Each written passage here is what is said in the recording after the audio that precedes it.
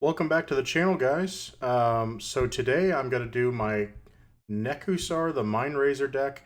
This is a deck that I made years ago, probably around 2020, I think.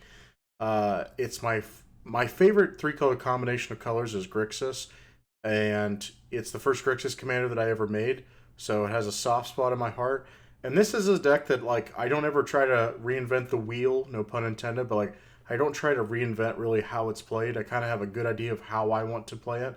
I don't run a ton of wheels. I have a few cards that can wheel, but it's mainly I'm trying to either pick creatures that do burn damage, have things that like accessorize with Nekusar, or I'm trying to basically just make my opponents discard the card. So I'm like, hey, I'm letting you draw, but I'm also making you discard as well. So yeah, let's get into it. Budget for this deck is around $359. Um, it says bracket 4. I have one game changer in here. I guess the last deck that I did, I just uploaded my Kaikar deck. Kind of was curious. I wanted to see like what the might have to go down a little bit for that. What was the bracket? That said bracket 4.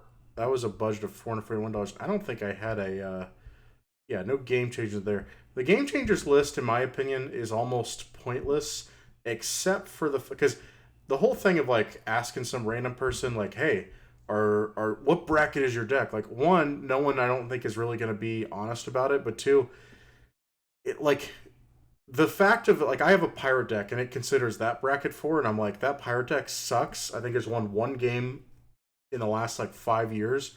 How it's bracket 4 makes no sense just because I run like a Bolus of Citadel in there or something. But no, the bracket system doesn't work. The only thing that works about it is them being like, hey, if something is a game changer, then that means that, you know, like, be prepared that if that gets banned, it's like we gave you heads up because like we let you know ahead of time, like, this is something we're looking at getting rid of. So that part I think is good. Everything else I think is kind of pointless and stupid. All right, let's get into the deck. For anyone that doesn't know, Nekusar is a 5-mana zombie wizard. It's a 2/4. At the beginning of each player's draw step, the player draws an additional card. Whenever an opponent draws a card, Nekusar deals 1 damage to that player. So the damage never happens to us, but just anytime someone draws a card, they're taking a damage. So that's good. All right, let's go to the artifacts. We got Bolus of Citadel, which is a black staple for me. Bounty Board, which is a staple in all my decks now. Ensnaring Bridge, creatures of power greater than the number of cards in your hand can't attack. We don't need to attack in this deck, so any kind of card that can stop attacks, especially in these colors, is welcome here. So Ensnaring Bridge is good. I gotta look down here. I was like, yeah, I'm pretty sure I had some other cards that stop attacks. I do. Okay. Guest Grimoire for 4 mana, artifact. Whenever an opponent discards a card from their hand, you may draw a card. That is some of the best ways that we can get draw power in here. We have the 3 medallions because I love the medallions. And then we have Teferi's Puzzle Box. So at the beginning of each player's draw step, the player puts the cards in their hand on the bottom of the library and draws that many cards. It says right there the player draws their card for their turn first. So you draw for turn, and then you put them at the bottom and draw again. That can really help with Nekusar's effect to deal a lot of burn damage. Also can help us if we don't like the cards in our hand. Wayfarer's Bauble to get the land that we need. All right, let's do this. We got 18 creatures.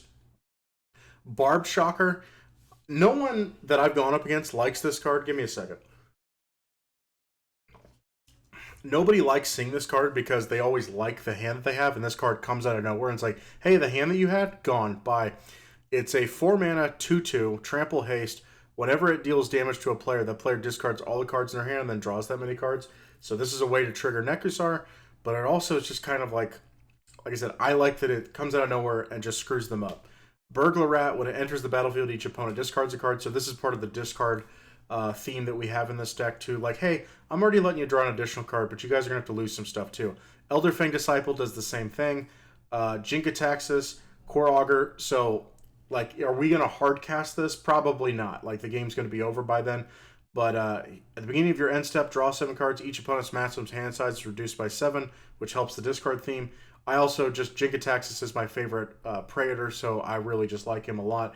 Karavek the Merciless, whenever an opponent casts a spell, Karavek deals that much damage to that spell's mana value to any target. The main thing is we're trying to do burn damage, but on top of that, any creature that can dish out burn damage, non-creature damage, is something that we really would like in here, within reason. I mean, I can't throw everything in here, but a lot of these cards, actually serve a really good purpose. Cataract Parasite, this is a card that for a long time hadn't been reprinted. This card was going crazy in value. And thankfully got reprinted recently, so I was able to get a copy, even an older copy. So it's a 1-mana black horror, and it says whenever an opponent draws a card, if you control a red permanent, you may have it deal 1 damage to that player. So that's obviously really good because it's kind of like we have Nekusar, just as long as we have a red permanent out there, which is good. Locust Miser, each opponent's maximum hand size is reduced by 2. I don't even want to get into this, but I did a play the last time I used this deck, which was like I think like a couple days ago, week ago. Yeah, it was actually a little over a week ago because my buddy Jesse was over and my buddy Brendan. I played Show and Tell to cheat out, and I was not having a good start. I was like, whatever, I kind of want to just get this over with. I played Show and Tell so each person could cheat out something. Locust Miser was the best thing I had in my hand. My buddy Jesse cheated out like it's from like not Aether Drift. It's from Aether Revolt.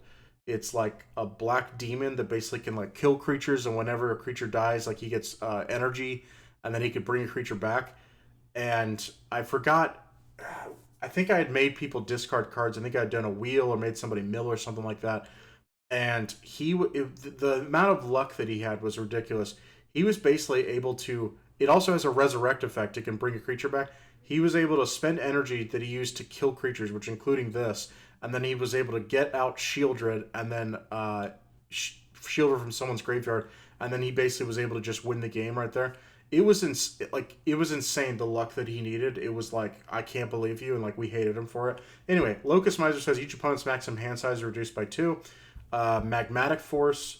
That can deal 3 damage on each person's upkeep. It's for 8 mana, but there's a theme. If you see expensive cards in here and you go, wow, he'll never be able to play that, there's a reason. Just give me a second. Marshalling a Bloodcaster, this is kind of like a black staple for me. It is a black staple for me now. You can pay 2 mana, tap it, and then it's like a Bolas' Citadel for 1 card. You can pay life as opposed to the mana cost of a card for the next spell you cast, so that's good for us. That can help us get some of these bigger things out. Nezumi Informant is another card that just says when it enters the battlefield, each opponent discards a card. Niv-Mizzet Visionary. So I normally don't do this because this is a commander that I run separately for a different deck that I have. But I normally don't run commanders of my other decks in the 99 of any of my other decks. But with him, I make an exception because I'm like, his effect is so good, synergizes so well. I'm like, then I'll do it.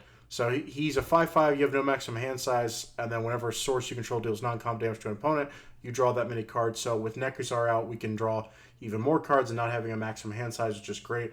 This is the perfect Niv-Mizzet for me. This is exactly what I want. Draw cards off of you dealing non-combat damage. The other Niv-Mizzets, even Perun, which is a good card, it's almost too good. Notion Thief is I guess that's my second game changer. I forgot because both Siddle's a game changer, so is that. So I'm running 2 game changers. Watch out. Notion Thief is cool, obviously, because you can wheel somebody and then cast the Notion Thief, and then you get all the cards and they don't draw a single thing. So that's good. I hardly ever see him, though, but it just is what it is. All right, we got Sadistic Hypnotist. Sack a creature, target player discards 2 cards. We don't have that many ways of having like creature fodder, but some of these creatures that just say when they enter each opponent discards card, they make for good sacrifice fodder. And then the next card we're about to show, Locust God, is one of the best ways we can do it. He's a 6-mana 4/4 god, and it says whenever you draw a card, make a 1/1 blue and red insect with flying and haste. So obviously we have ways to draw lots of cards. We can make lots of tokens, and then Sadistic Hypnotist used to rip all the cards out of our opponent's hands. Torbrand, Thane of Redfell, can increase red damage by 2. So that's really good because instead of... It's like Fiery Emancipation for Nekusar, except it's 2 less mana. So that's good. Earthrose Psionicis, I'd explained this in the last deck profile, but the second spell you cast each turn costs 2 less to cast. So some of these big expensive spells that we have, if we can just play like one cheap thing first, it helps reduce the cost over time. So that's good. Virus Beetle's another ETB. Each opponent discards a card. And then War Elemental is just a card that I like. Anytime I'm doing a lot of damage in red, War Elemental says unless it comes into play, you sacrifice unless opponent was dealt damage this turn. So that's not that hard. Although in Nekusar, we're doing damage on other people's turns, so you kind of have to have a way of dealing damage on your turn, which we do have ways of doing that. You can make people draw cards on your turn and then get them out. But the main part is whenever damage is dealt to an opponent, put that many +1/+1 counters on War Elemental, so he can get gigantic, which is awesome. If you're not running green or white, you normally don't have that many ways of just making like some big gigantic creature. So this is one of the few ways Grixis can do it. All right, so we have 20 enchantments, which is actually insane. Didn't realize I had that many. Give me a second. We are running all basics because I'm Mr. Basic, so back to basics will shut down our opponent's non-basic lands. Counterbalance to counter their spells, and this is for free. So this card just sits out there and puts in work for us. And even if it doesn't end up countering something, it's still revealing our top card where we get to like know like, okay, this is coming. You kind of game plan for what you're going to do. Your opponents do get to see it as well, but it's not that big of a deal in my opinion. And I just like anything that's low mana cost that can like put in work for me over a game. I love that. Curiosity, this is a big card in here. When you put it onto Nekusar or another creature that you have that deals damage, whenever enchanted creature deals damage to an opponent, you may draw a card. So this is each instant of it, which is perfect for Nekusar because you're basically drawing 3 additional cards every go around. Dissipation Field, whenever a permanent deals damage to you, return it to its owner's hand. That can help if, Nekusar is not a deck where we get out a bunch of big creatures to protect ourselves. So while we're trying to do our strategy, we need cards out there that can basically hinder our opponents from wanting to hit us or do anything. Elder Mastery is, I always say this, like Mitch from Commander's Quarters calls something the golden pig of the deck. It's basically like the best card in the deck, whatever. I view Golden Pig more as like your favorite card in the deck or the card that synergizes the best. Elder Mastery would be my Golden Pig. I love this card, and like this was the main reason why I wanted to build this deck. I was like, I want to put this on something. So this is an aura for 6 mana in Grixis colors. Enchanted creature gets +3/+3 and has flying. That part's whatever. Enchanted creature, whenever it deals damage to a player, not combat damage, whenever it deals damage to a player, that player discards 2 cards. So being able to Nekusar, be like, hey, burn you for 1 because you drew, but you also have to discard 2 cards every time. So good. Fiery Emancipation. If a source you can, and by the way, people would draw for their regular turn, discard 2 cards, and they would draw their additional card for Nekusar, and then discard 2 more cards. So they're down 2 cards every person's go around, which is great. Fire Emancipation, we do triple the damage. That's great with Nekusar and a lot of other stuff. Fire's Invention is a ramp card in red. Basically says you don't tap lands to cast spells anymore. You can't cast spells on other people's turns. You can only cast 2 spells a turn. But the good part is, because you don't have to tap lands for mana anymore, whatever your land count is, you can just cast 2 spells that are like equal to or less than the mana than the land count. So like if we have 7 lands, we could cast 2 7-mana spells for free without paying their mana cost from our hand. So that's good. This also includes your commander, but if you do have commander tax, you do have to tap the lands to pay the tax. So that's something important to know. Forced Fruition is a really good one. My opponents always, they like this card in theory, and then it starts doing its thing. They're like, damn, this is like really going to kill me. So it's a 6-mana enchantment. It says whenever an opponent plays a spell, that player draws 7 cards. So like I said, this all sounds good. And then they end up being like, I just drew 28 cards. I'm going to have to discard all this stuff. And then we have our discard synergies, which really help us. And yeah, really good stuff. Like I said, I like Forced Fruition a lot. And they're going to be drawing a lot of cards, which works with Nekusar to do a lot of burn damage to them. Liliana's Caress. Whenever an opponent discards a card, the player loses 2 life. This is my favorite version of this. There's a few other ones that deal damage, which is nice. But like Fiery Emancipation, I believe it says any source. Yeah, any source you control will deal damage. So I guess that synergizes, but like Torbrain only deals with red sources. So that's generally why I like Liliana's Caress. There's a 3-mana card that actually deals damage as opposed to just loss of life. But for 2 mana, kind of hard to beat that price. Omniscience, we have this in here. Like I mentioned Show and Tell, so we'll get to that. But that's mainly the thing of like, if we get Show and Tell with Omniscience, nice to be able to play anything we want from our hand. There's another card that we can cheat Omniscience out with, but Omniscience says you can cast non-land cards from your hand without paying their mana cost. Pain Magnification is a Rakdos staple for me. If an opponent's dealt 3 or more damage by a single source, that player discards a card from their hand. So if we have a damage tripler, let's say we have Torbrand and we have Nekusar out with Pain Magnification, anytime they draw a card, they're taking 3 damage because that one would get put up to 3, and then they would have to discard a card because of Pain Magnification. So that all works, all good synergy. Painful Quandary. Painful Quandary is one of my favorite black spells. I don't run it in enough things, but in this deck it's perfect. For 5 mana, whenever an opponent casts a spell, the player loses 5 life unless they discard a card. So we're doing burn damage, so they're not going to have a lot of life left to use, and then we want them to discard cards anyway, so that works too. Power Balance is the opposite of Counterbalance, lets you possibly cast things for free off the top of your deck if it's the same mana cost as the card they just played. Propaganda, to protect ourselves. Sigil of Sleep, one of my favorite cards, a 1-mana aura you put on any of these creatures, including Nekusar, but any of these creatures that deal non-combat damage. Whenever enchanted creature deals damage to a player, return target creature that player controls to its owner's hand. So it bounces it back to hand just for us to be able to discard what they bounce back. Sunbirds is in every one of my red decks. Underworld Dreams, whenever an opponent draws a card, it deals 1 damage to that player. So this is like, if they got rid of Nekusar, this is just another kind of version of Nekusar, although they're not getting the additional draw, but Underworld Dreams can help us burn them out. Warp Devotion, we have a good, decent amount of cards that actually bounce stuff back to the hand. So this is 3 mana. Whenever a permanent's returned to a player's hand, that player discards a card from his or her hand. This also affects you. I normally never play a card that is like could be bad for me, but I'm playing more bounce effects in here than most of my opponents will be, so there's that. Waste Not, love this card. For 2 mana, whenever an opponent discards a creature, you make a 2/2 black zombie. Whenever an opponent discards a land, you add 2 black mana to your mana pool. And whenever an opponent discards a non-creature, non-land card, draw a card. So the only thing that sucks about this is that if your opponents are having to discard down to hand size on their turn, you getting black mana in your mana pool won't do anything for you unless you have like an instant, which we're not really going to have. Wild Evocation. This is a card we can use to get out Omniscience or any of our other big things. So for 6 mana, at the beginning of each player's upkeep, the player reveals a card at random from their hand. If it's a land, the player puts it on the battlefield. Otherwise, the player casts it without paying its mana cost. The reason I also like this in here is because ideally we're also trying to rip all the cards out of our opponent's hands. So while they have no cards to cheat out, we have a full hand that we can utilize this. I know Nekusar gives someone additional draw, but there's enough discard cards in here where we should be ripping away at their hand. Reinterpret, I said before, that's one of my red-blue staples. I put that in every one of those decks. Just a good counterspell that can cheat out something for free, possibly. There's our lands, 36 basic lands. And then for the sorceries, this is a good chunk of the deck. So we have Aether Gale, return 6 target non-land permanents to their owner's hands. There's you go. There's some of the bounce effects. Arterial Flow. For 3 mana, each opponent discards 2 cards. Hard to beat that value right there. If you control a vampire, which I don't think we have any vampires in here, each opponent loses 2 life, you gain 2 life. Next, we have Baral's Expertise. You can return up to 3 artifacts and creatures to their owner's hands, and then you can cast a 4 mana spell or less from your hand without paying its mana cost. That's pretty good.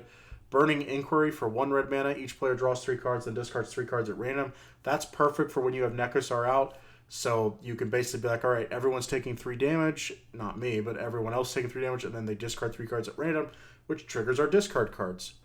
Cruel Ultimatum. This is one of my favorite Grixis cards. It's a lot of mana, but I can't not play this card in here. I just love it. Target opponent sacks a creature, discard 3 cards, loses 5 life. You bring a creature card from your graveyard back to your hand. You draw 3 cards. You gain 5 life. It really is just, it says it. There's always a greater power, but it's really like cruel to do this. So to pick one person to go, all those bad things are happening to you. My Totem Manipulation can help us ramp. Night's Whisper, draw 2 cards, lose 2 life. River's Rebuke can bounce their whole board back to their hand, basically, which once again can work with Warp Devotion and works with having cards back in their hand that we can discard. Ruination, destroy all non-basic lands. Show and Tell, this is a card that we use to cheat out Omniscience or something else, Jingataxis, whatever we have. Singularity Rupture, this is a blue-black staple for me. I put this in all my decks. I like it a lot. Destroy all creatures, then any number of target players each mill half their library, ran it down. We're already going to make our opponents draw a lot of cards, so it's nice that this is a way that we can kind of just end the games quicker, and it's a good board wipe. Unnerve, each opponent discards 2 cards. That's for 4 mana, but I still like the value there. Vicious Rumors deals 1 damage to each opponent. Each opponent discards a card and then mills the top card of their library, and then you gain a life. It's just not bad for 1 mana. Wheel of Misfortune, finally got a few of these to put in here, so I got like 3 copies of this card, I think. Basically, it's really convoluted, but each person picks a number secretly, and then you reveal the numbers, and the person that doesn't, I believe it's like the person with the lowest number doesn't mill or doesn't wheel and draw 7 cards, discard their hand and draw 7 cards, and the person with the highest number has to take damage equal to that number. A lot of people I've noticed just do like 0s and 1s or whatever. I would probably do a little bit more than that to ensure that the wheel happens, or that at least I get the wheel, because I would hate if like I picked 1 thinking like, oh yeah, I'm definitely going to get it, and like a bunch of people picked 2 to make sure they wheeled, and it's like, I don't get to wheel. Like that's a bummer. And then the last card in here is Windfall. Each player discards their hand, then draws cards equal to the greatest number of cards a player discarded this way. This Windfall is a card that you can really get out of hand, especially in this deck. At one point, I can make somebody have a full hand where they're drawing and drawing and drawing and drawing, or I can draw a ton of cards, and then Windfall, and everyone's got to draw like 21 cards. That's where I can basically win the game off of. So anyway, that's it for the deck. I enjoy this deck. It's fun. It's just kind of a nice, different change of pace as far as how to play the game. But yeah, if you haven't made a Nekusar deck, Nekusar is pretty good, I think. So anyway, that's it for now. See you guys on the next one. Have a good one.